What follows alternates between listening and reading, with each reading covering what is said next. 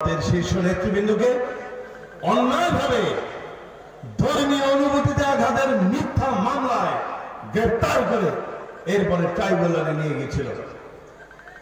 তারা তাদের বিরুদ্ধে কি অভিযোগ এনেছিল?